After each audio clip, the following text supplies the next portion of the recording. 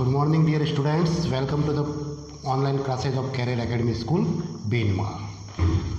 जैसा कि आप सभी को पता ही है, क्लास 10 की इंग्लिश ग्रामर की क्लासेज कंटिन्यू चल रही है। हमने एक टॉपिक कंप्लीट कर दिया था जिसका नाम था वॉइस। आज क्लास 10 के सिलेबस के अकॉर्डिंग अपना नया टॉपिक है जिसका नाम है नरेशन। इस नरेशन टॉपिक को हम डायरेक्ट एंड इनडायरेक्ट स्पीच के नाम से भी जानते हैं और ये वाला चैप्टर बोर्ड एग्ज़ाम में नंबर 4 का आएगा। 4 मार्क्स का ये टॉपिक आपके बोर्ड एग्ज़ाम में रहता है, डायरेक्ट एंड इनडायरेक्ट स्पीच। अब क्वेश्चन ये उठेगा कि what is direct and what is an indirect. तो डायरेक्ट और इनडायरेक्ट को मैंने यहाँ पर डिफाइन किया है, थोड़ा समझने की कोशिश करें। डायरेक्ट स्पीच कि when the actual words of the speaker, when the actual words of the speaker, speaker माने सब्जेक्ट, सेंटेंस का सब्जेक्ट, कि when the actual words of the speaker are reproduce then it is called direct speech. कहने का मतलब है कि जब वाक्य का कर्ता, वाक्य का सब्जेक्ट कोई बोल रहा है, किसी भी सेंटेंस को बोलता है, अपने आइडियाज़ को बोलता है, तो वो कहलाएगा डायरेक्ट स्पीच। और इनडायरेक्ट क्या है कि जब स्पीकर के बोले हुए आइडियाज़ को कोई अनदर पर्सन अपने शब्दों में बदल कर बोलता है, it is an indirect speech. Exam में डेफिनेशन देख लें कि when the main idea of a speaker's words are reproduced by another person and the actual words are not in the inverted commas, it is called indirect speech. कि जब sentence के subject के ideas को कोई अन्य व्यक्ति अपनी भाषा में बोलेगा, वो क्या कहलाएगा, इनडायरेक्ट स्पीच। अब मैं इसी डेफिनेशन को, इसी परिभाषा को मैं दूसरे शब्दों में समझाता हूँ कि जब बोला गया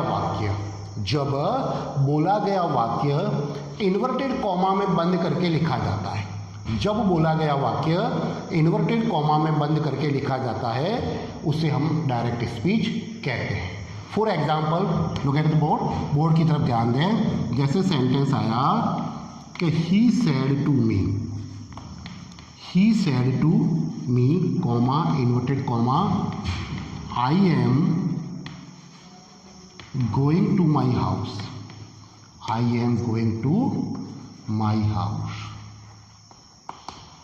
सेंटेंस अपने सामने है कि he said to me I am going to my house. तो कि जब वो बोला गया वाक्य, यहाँ पर बोलने वाला कौन है, ही किससे कह रहा है, तो कि मी से।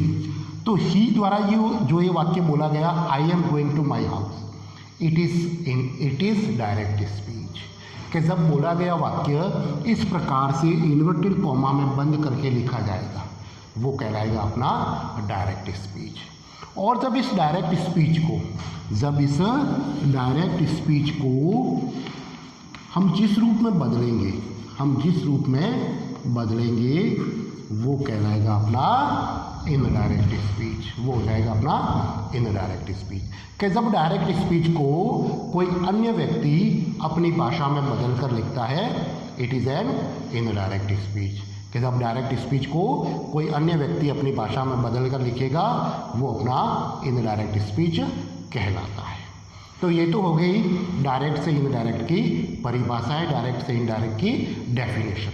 अब क्वेश्चन ये आ जाएगा कि जब डायरेक्ट से सेंटेंस को इनडायरेक्ट में बदलते हैं, जब दिए गए डायरेक्ट स्पीच के सेंटेंस को इनडायरेक्ट में बदलते हैं, तो हमें कौन कौन से चेंजेस करने पड़ते हैं डायरेक्ट से इनडायरेक्ट बनाते समय। हमारा मेन विषय वो है, मेन टॉपिक वो है। तो उस टॉपिक तक पहुंचने से पहले डायरेक्ट स्पीच को अच्छी तरीके से समझ लें, क्योंकि इस डायरेक्ट स्पीच को भी 4 भागों में बांटा जाता है।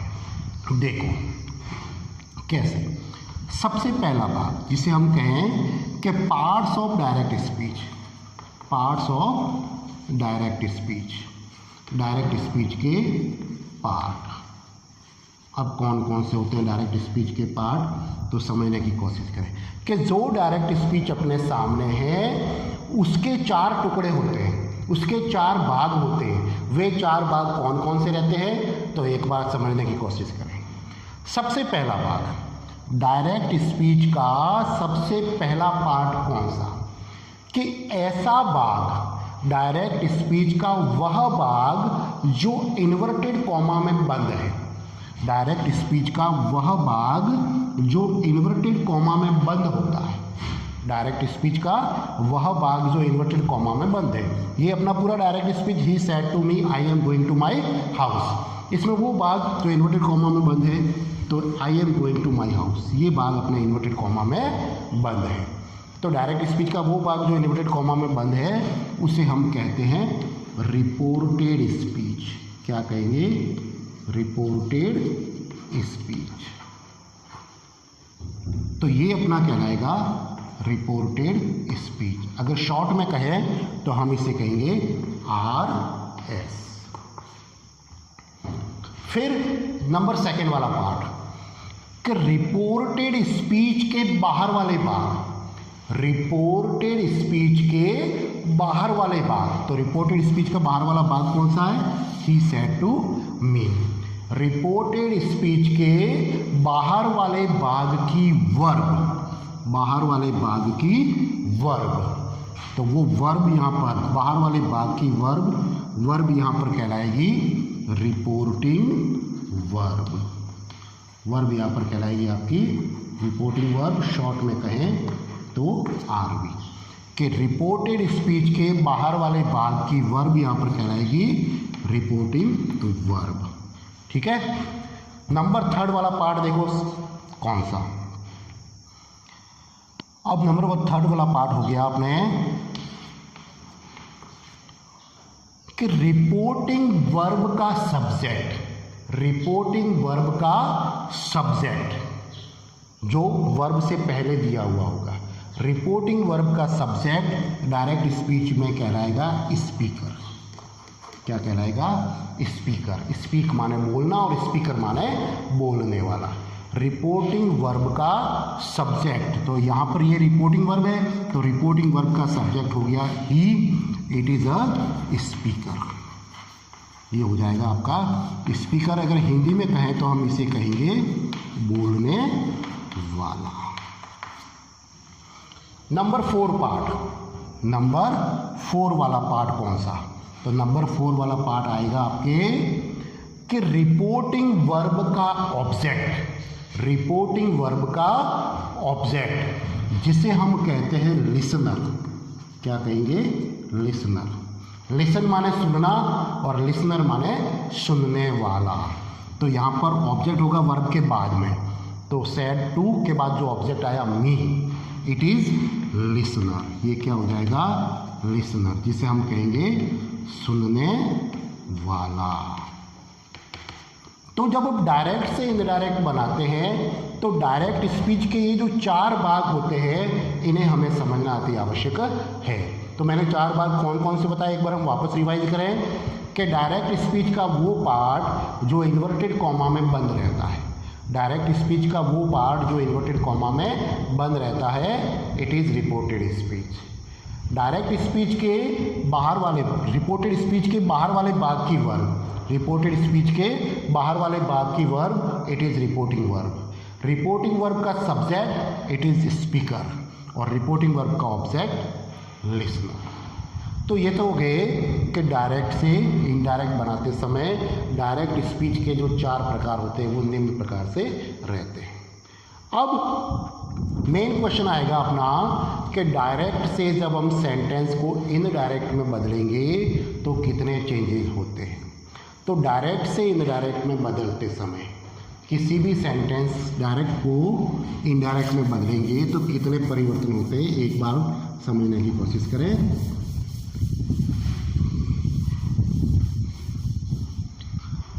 जब हम सेंटेंस को डायरेक्ट से इनडायरेक्ट में बदलते हैं तो मेन 3 चेंजेज होते हैं। डायरेक्ट से इनडायरेक्ट में बदलते समय मेन 3 चेंजेस किए जाते हैं। अब मेन 3 चेंजेस कौन कौन से? तो first of all changes of tense.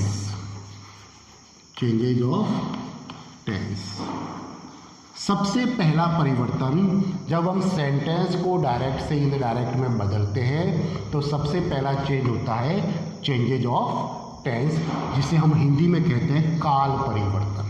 Hindi में कहेंगे काल परिवर्तन। सेकंड चेंज होता है changes of pronoun. Changes of pronoun, जिसे हम हिंदी में कहेंगे सर्वनाम परिवर्तन। चेंजेज ऑफ प्रोनाउन का हिंदी में होगा सर्वनाम परिवर्तन। तीसरा परिवर्तन होगा changes of adverbs. Changes of adverbs, क्रिया विशेषण शब्द परिवर्तन। अब adverb of time and adverb of place, ये 2 प्रकार के वर्ड्स यहाँ पर सेंटेंस में डायरेक्ट स्पीच में होंगे, उसे इनडायरेक्ट बनाते समय हमें चेंज करना पड़ेगा। अब इनको हमें एक एक करके पढ़ना है कि चेंजेज ऑफ टेंस कैसे होगा, चेंजेज ऑफ प्रोनाउन कैसे होगा और चेंजेज ऑफ एडवर्ब्स कैसे होगा। तो सबसे पहला आज हम देखते हैं चेंजेज ऑफ टेंस, कि चेंजेज ऑफ टेंस किस प्रकार से डायरेक्ट से इनडायरेक्ट में किया जाता है। तो सबसे पहला पॉइंट चेंजेज ऑफ टेंस।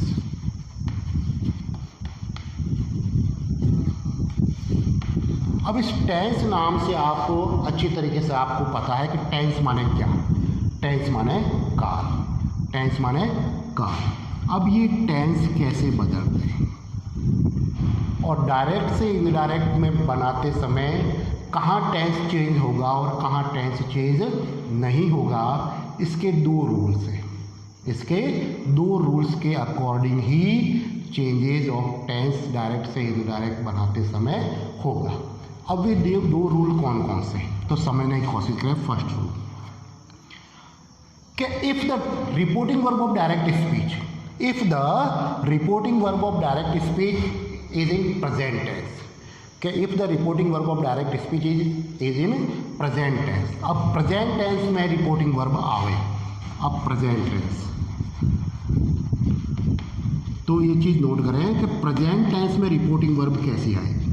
तो present tense में reporting verb आपको दी हुई होगी से, या दी हुई होगी says, या tell, या दी हुई होगी tells, या आएगा आस्क, या आ जाएगा आस्क्स। कि if the reporting verb is in present tense and future tense,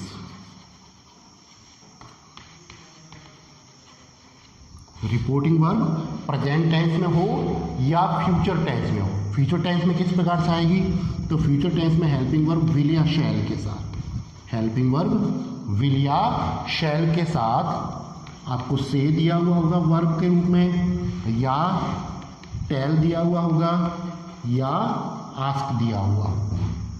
कि if the reporting verb is in present tense and future tense then no changes of tense while making indirect. कि जब reporting verb present tense में हो या future tense में हो तो indirect बनाते समय टेंस चेंज नहीं होता है। अब मैं आपको सिंपल वे में समझाऊं कि हम किसी भी सेंटेंस का जब टेंस परिवर्तन करते हैं, किसी भी सेंटेंस का जब हम टेंस परिवर्तन करते हैं तो उस वाक्य की हेल्पिंग वर्ब और वर्ब को बदलते हैं। उस वाक्य की हेल्पिंग वर्ब और वर्ब को बदला जाता है जब किसी भी सेंटेंस का टेंस परिवर्तन होता है। तो नियम क्या कह रहा है, थोड़ा समझने की कोशिश करें कि जब डायरेक्ट स्पीच की रिपोर्टिंग वर्ब, जब डायरेक्ट स्पीच की रिपोर्टिंग वर्ब प्रेजेंट टेंस में आवे और जब डायरेक्ट स्पीच की रिपोर्टिंग वर्ब फ्यूचर टेंस में आवे तो आपको इनडायरेक्ट बनाते समय टेंस चेंज नहीं करना है। टेंस चेंज नहीं करने का मतलब है टेंस, सेंटेंस का टेंस जिस रूप में है उसको उसी रूप में रखना है। No change of helping verb and no change of verb. अब नेक्स्ट हो तो कि चेंज कब करना है, तो कि चेंज कब करना है, समझे थोड़ा कि चेंजेज ऑफ टेंस डायरेक्ट से इनडायरेक्ट बनाते समय कब होता है। तो जो मैंने पहला नियम बताया उसमें चेंजेज ऑफ टेंस नहीं होता है, तो कि चेंजेज ऑफ टेंस कब होगा। तो रूल्स को सुने कि if the reporting verb is in past tense, if the reporting verb is in past tense then change of tense while making indirect, कि जब रिपोर्टिंग वर्ब पास्ट टेंस में आवे, जब डायरेक्ट स्पीच की रिपोर्टिंग वर्ब पास्ट टेंस में आवे तो आपको इनडायरेक्ट बनाते समय टेंस चेंज करना है। टेंस चेंज करने का अदर वर्ड्स में हम कहें तो change the helping verb and verb of the direct speech. तो आपको डायरेक्ट स्पीच की हेल्पिंग वर्ब और वर्ब को चेंज करना है। कंडीशन क्या रहेगी कि जब दिए गए डायरेक्ट स्पीच की रिपोर्टिंग वर्ब पास्ट टेंस में है, तो पास्ट टेंस में रिपोर्टिंग वर्ब कैसी आएगी, या तो आएगी सेड, या आएगी टोल्ड, और या आएगी आस्क्ड। जब ये रिपोर्टिंग वर्ब आपको डायरेक्ट स्पीच में दी जाती है बाहर वाले भाग में, तो आपको अंदर वाले भाग का टेंस परिवर्तन करना है। ठीक है, कि जब रिपोर्टिंग वर्ब पास्ट टेंस की हो तो ही इनडायरेक्ट बनाते समय टेंस चेंज होगा, अन्यथा नहीं होगा। और मैंने आपको ये भी क्लियरफाई किया कि टेंस चेंज करने का मतलब होता है किसी भी सेंटेंस की हेल्पिंग वर्ब और वर्ब को बदला जाता है। जब रिपोर्टिंग वर्ब ये होगी, और जब रिपोर्टिंग वर्ब ये होगी तो इनडायरेक्ट बनाते समय टेंस चेंज नहीं होगा। मैं दो एग्जांपल आपको यहाँ पर दे रहा हूँ, दो एग्जांपल को समझने की कोशिश करें। जैसे कि मैंने एक एग्जांपल लिखा ये वाला कि he says to me, he says, चलो टू मी लिख देते, he says to me comma inverted comma I am going to my house, I am going to my house. ये अपने पास जो सेंटेंस है इट इज़ डायरेक्ट स्पीच। अब मैं इसमें कहूँ कि क्या इसमें चेंज ऑफ टेंस होगा, तो उसके लिए आप क्या करोगे, सबसे पहले सेंटेंस की रिपोर्टिंग वर्ब देखोगे, सबसे पहले सेंटेंस की रिपोर्टिंग वर्ब देखोगे। तो सेंटेंस की रिपोर्टिंग वर्ब यहाँ पर कौन सी है, सेज, और it is in present tense, it is in present tense. तो नियम के अकॉर्डिंग क्या है कि no change of helping verb while making indirect, या no change of tense while making indirect. कि जब रिपोर्टिंग वर्ब यहाँ पर सेज है तो अंदर का आपको टेंस परिवर्तन नहीं करना है, मतलब अंदर की हेल्पिंग वर्ब और वर्ब को नहीं बदलना है, एज इट इज़ ही रखना है। और इसी सेंटेंस को मैं अगर इस प्रकार से लिखूँ कि he said to me, he said to me comma inverted comma I am going to my house, I am going to my house. तो यहाँ पर कंडीशन थोड़ी सी चेंज हो जाएगी। यहाँ पर कंडीशन क्या कह रही है, रिपोर्टिंग वर्ब यहाँ पर आ गई said, it is in past tense, it is in past tense. तो नियम के अकॉर्डिंग जब रिपोर्टिंग वर्ब पास्ट टेंस की है तो आपको अंदर वाले का रिपोर्टेड स्पीच का आपको टेंस परिवर्तन करना है, तो यहाँ पर दी हुई हेल्पिंग वर्ब या वर्ब को बदला जाएगा। तो पहला नियम चेंजेज ऑफ टेंस का मैंने आपको अच्छी तरीके से समझा दिया है कि इसके दो नियम होते हैं चेंजेज ऑफ टेंस के, कि if the reporting verb is in present tense and future tense then no change of tense while making indirect. In other words, no change of helping verb and verb while making indirect. And second niyam, if the reporting verb is in past tense, then change of tense of active voice, change of tense of indirect speech while making indirect. And in other words, no change of change of helping verb and verb while making indirect. तो दो नियम आपको बड़ी बात ही समझ में आ गए होंगे कि जब डायरेक्ट स्पीच की रिपोर्टिंग वर्ब, एक बार वापस रिवाइज करवा रहा हूँ कि जब डायरेक्ट स्पीच की रिपोर्टिंग वर्ब प्रेजेंट टेंस में हो या फ्यूचर टेंस में हो तो आपको रिपोर्टेड स्पीच का या यूँ कहे कि अंदर वाले भाग का आपको टेंस परिवर्तन नहीं करना है।